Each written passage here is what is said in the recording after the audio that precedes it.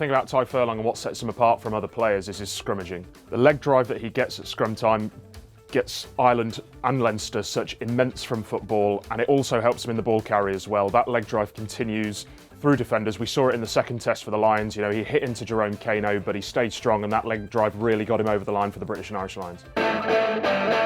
OJ has been a rising star in the English game over the last 4 years. He was very close to being selected for the last World Cup, but it's been during that period since 2015 where he's been a key part of England's rebirth. He's physical, he's a nuisance to play against. He does give away quite a few penalties now and again in key moments during matches, and sometimes that will earn him a yellow card. But I think the fact that he's played for England and the Lions and he's still so young, it just shows what an important player he is for club and country, and his trophy cabinet is bulging, a nightmare to play against. He's got the bat phone to head coach Joe Schmidt. He's on the same wavelength as that fantastic rugby mind. He steps up in the big moments. Not only does he direct Ireland's kind of famously meticulous set plays, he's there for the big moments such as the drop goal at the Stade de France in 2018 that put Ireland on the way to the Grand Slam, and no doubt he's going to step up in more of those big moments out in Japan at the World Cup.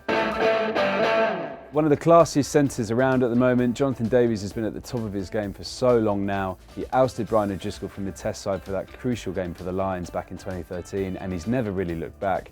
Really strong club player, just one of those centres who always has time on the ball, throws out the killer passes, has deceptive pace, scoring good tries, and is such a good reader in defence as well. Just an all-round great player. When you talk to opposition coaches preparing to play against Billy Vunipola or having recently done so, they talk about the attention that he commands on the gain line, because not only does his subtle footwork allied to that power that he's got to kind of bust tackles and create momentum, he's also a very, very sharp distributor, whether that's with little tip-on passes, whether that's from the tail of mauls to feed in midfield. He just covers so many bases and ensures that a defence has to be on their mettle in so many different areas. It doesn't matter where you're looking for inspiration from Alun Jones, be it in the tight, at the line out, in the scrum, carrying, tackling, hitting rucks, winning ball, offloading. He's always there. He is Wales' totemic figure. He is the country's leader. He is their Martin Johnson. He's a British and Irish Lions winning captain. And if Wales are going to sort of turn their form around for this tournament, you suspect that he will have a major part to play in that. Ranked higher than his brother Billy, but for good reason, because Mako is definitely the best prop in the world. Not only is he a fantastic scrummager at loose head, always able to get on top of his opponents through his mobility and his technique, he's so important to Saracens in England in the loose, because very few props rack up as many tackles and carries as he does. A brilliant offloader as well. He's shown time and again that he can create attacks out of nothing, and there's no loose head prop in the world like him really. He's one of a kind.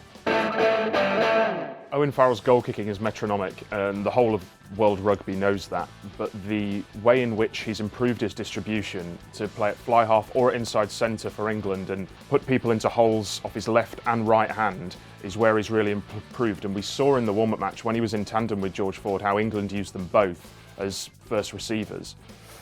And that's great for Ford at fly half to be able to lean on his mate Farrell at 12, to be able to put Manu Tuolangi and the rapid back three into space.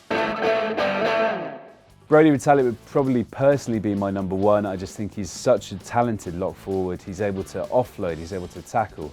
He dominates the line out with steals. We saw him do that against England last year in the November test.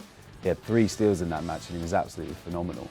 His injury is a very big concern for New Zealand because their pack is not as dominant without him in it, and they will be hoping that he is back in time for the knockout stages. He has a massive influence on this team, and he's a former World Player of the Year for a reason.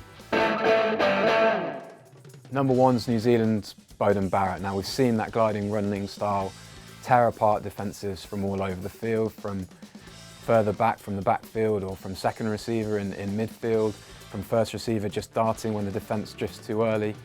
There's all of that running ability, jaw-dropping speed, but there are also moments of real kind of precision with that kick-passing game that makes sure that a defence has to be on its mettle all over the field. He can manipulate backfield defences out of place, and he's patient with it as well. He doesn't run down blind alleys. He makes sure that he only strikes when there's a poor kick that gives him that little bit of room, and that's what makes him so devastating.